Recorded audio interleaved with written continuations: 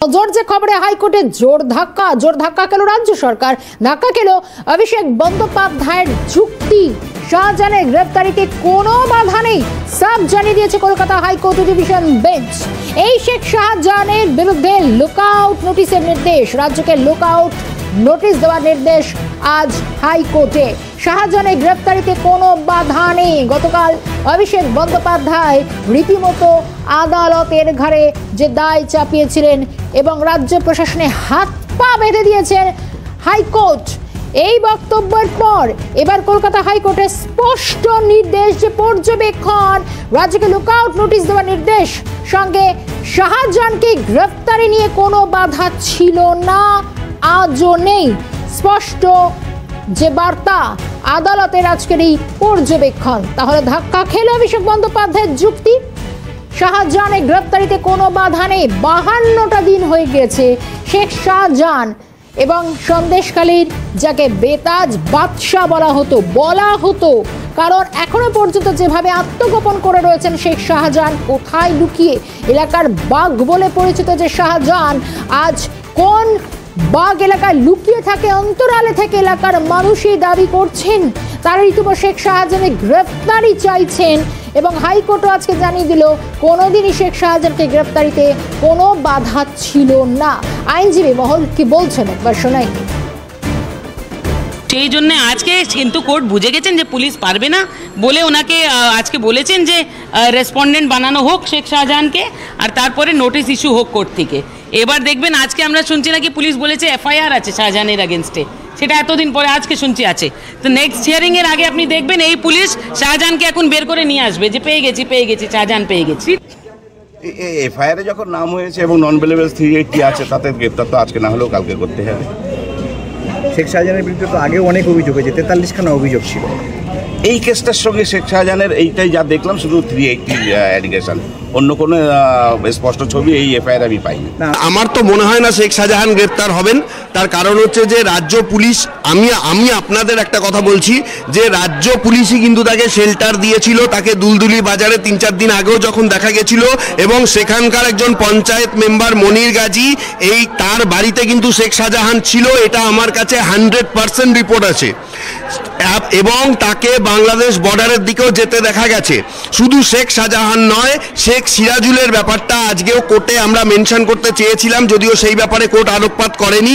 শেখ সিরাজুল যখন তার ভেড়িতে আগুন লাগে তখন সে তার বাইক বাহিনী নিয়ে তার ভেড়ির পিছন দিয়ে যখন পালায়, পুলিশই তাকে ইনস্ট্রাকশন দিচ্ছিল কোন জায়গায় সেফলি গেলে তাকে কোনোভাবেই অন্য কোনো পুলিশ অথরিটি বা অন্য কোনো অথরিটি তাকে অ্যারেস্ট করতে পারবে না।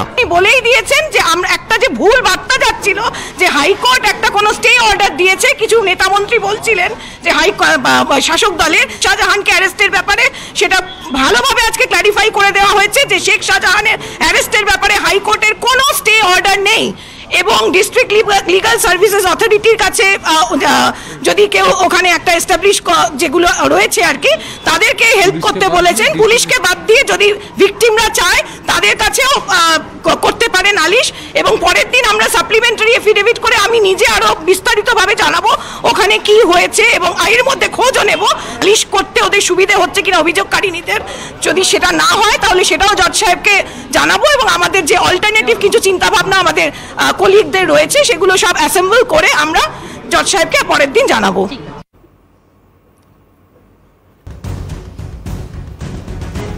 পুরো বিষয়টি হাইকোর্ট আজকে যে নির্দেশ দিয়েছেন আপনারা দেখেছেন, সেটি বিশেষভাবে উল্লেখযোগ্য যে গতকাল অভিষেক বন্দ্যোপাধ্যায় হাইকোর্টের কয়েকটি নির্দেশের উল্লেখ করে বলেছিলেন যে শেখ শাহজাহানের যে বিরুদ্ধে ইডি, সিবিআই, কলকাতা পুলিশ নিয়ে সিট গঠন এবং তাদের যে অভিযোগপত্র সেগুলোকে স্টে অর্ডারের জন্য আজকে শেখ শাহজাহানকে গ্রেপ্তারের রাস্তা কে করবে, কিভাবে করবে, এই নিয়ে একটা সমস্যা বা কনফিউশন আছে এবং এটা গত প্রায় 50 দিন ধরে চলছে এবং অভিষেক বাবু এটাকে সকলের সামনে আনাতে আজকে হাইকোর্ট একটা সুনির্দিষ্ট অর্ডার দিয়েছেন বা অবস্থানটাকে বিশ্লেষণ করেছেন, ক্ল্যারিফাই করেছেন এবং এটা নিশ্চয়ই সকলেরই কাজে লাগে। কিন্তু এই অবস্থানটা হাইকোর্ট বা ইডি সিবিআই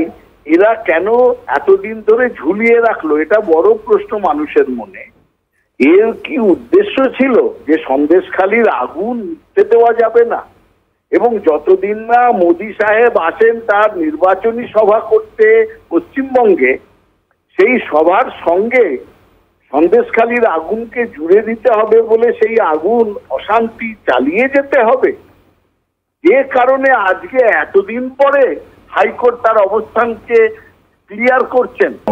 দেখুন, বিষয়টি হচ্ছে অভিষেক বন্দ্যোপাধ্যায় যেটা বলছিলেন যে কোর্ট নাকি মানা করছে শেখ শাহজাহানকে গ্রেপ্তার করতে, আদৌ তা নয় এবং কোর্টের এই অর্ডার প্রমাণ করে দিচ্ছে যে তৃণমূল কংগ্রেস নেতৃত্ব সম্পূর্ণ মিথ্যে কথা বলছে এবং শেখ শাহজাহানকে বাঁচানোর জন্য যা যা করার সেগুলো করছে। এবং লুকআউট নোটিশ বের হওয়া মানে এমন একটা হওয়া যে প্রশাসনের গালে কিন্তু আরো একবার কোর্টের থাপ্পড় পড়লো। তাহলে প্রথম প্রশ্ন হচ্ছে, এতদিন গ্রেপ্তার করতে বারণটা কে করেছিল? আদালত তার স্ট্যান্ড আজকে পরিষ্কার করে দিয়েছে যে শেখ শাহজাহানকে গ্রেপ্তার করার ক্ষেত্রে কোন রকমের কোনো বাধা বিপত্তি কিছুই ছিল না। তাহলে এতদিন গ্রেপ্তার হয়নি কেন?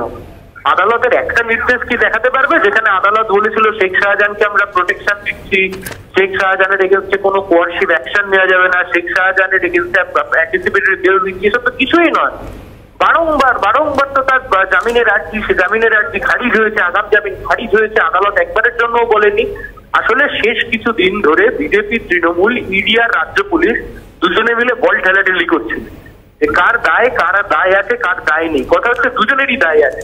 ইডি এখনো অব্দি রেশন দুর্নীতির মামলার তদন্ত চালাচ্ছে, সেই তদন্ত এখনো শেষ হয়নি। তাহলে প্রথম কথা, ইডির যে তাদের যে হ্যান্ডস রয়েছে তারা কি এতই দুর্বল যে তারা শেখ শাহজাহানকে গ্রেপ্তার করতে পারছে না? আর বহুদিনের পুরনো অভ্যাস এটা যে কোর্টকে কালিমালিপ্ত করে। এর আগেও বহুবার কোর্ট নিয়ে বিরূপ মন্তব্য করেছে, কারণ এই কোর্টের জন্যই তো বারংবার একটা অস্বস্তির মুখে পড়তে হয়েছে। তো এর কোর্টের উপরে একটা পুরনো রাগ আছে, সেখান থেকে কোর্ট সম্পর্কে মানুষের কাছে একটা বিরূপ বার্তা যাতে পৌঁছায় এই ধরনের মন্তব্য করা, এগুলো ভেবেচিন্তেই করা এবং এই ধরনের মন্তব্য করে আলটিমেটলি কোর্টকে কালিমালিপ্ত করা।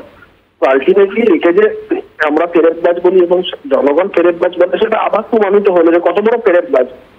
মঞ্চে দাঁড়িয়ে এরকম একটা মিথ্যে কথা বলা, পরবর্তীকালে কোর্ট সেটাকে আবার ক্লারিফাই করে দিল, আবার মুখে ঝামা ঘষল। এদের এই সমস্যা একেবারে দেখুন, আইন একেই বলে আইনের অসম্মান করা। যারা একেবারে আইন সম্পর্কে বিন্দুমাত্র ধ্যান ধারণা নেই তারা এই ধরনের মন্তব্য করছেন, এটা অত্যন্ত দুর্ভাগ্যজনক। দেখুন, যে কোনো অপরাধ সংগঠিত হলে সেটা সমাজের এগেন্স্টে সেই অপরাধ সংগঠিত হয় এবং ল অ্যান্ড অর্ডার যেহেতু স্টেট সাবজেক্ট, তাই রাজ্যকে দায়িত্ব নিয়ে সেই অপরাধের বিরুদ্ধে উপযুক্ত প্রসিকিউশন করতে হয়, এটাই আইন। দুর্ভাগ্য হলেও সত্য, সেই স্বাভাবিক সাধারণ যে আইনি প্রক্রিয়া অনেক নেতা নেত্রী আছেন তাদের এই সম্পর্কে বিন্দুমাত্র ধ্যান ধারণা নেই, তারা মন্তব্য করছেন, বিভিন্ন ধরনের মন্তব্য করছেন এবং বিশেষ করে এই রাজ্যের শাসক দল তারা শাসন ক্ষমতায় আসার পরে যে প্রশাসনিক দক্ষতা না থাকার জন্যই এই রাজ্যের সাধারণ মানুষ তারা বারবার এই দুর্দশার শিকার হচ্ছে।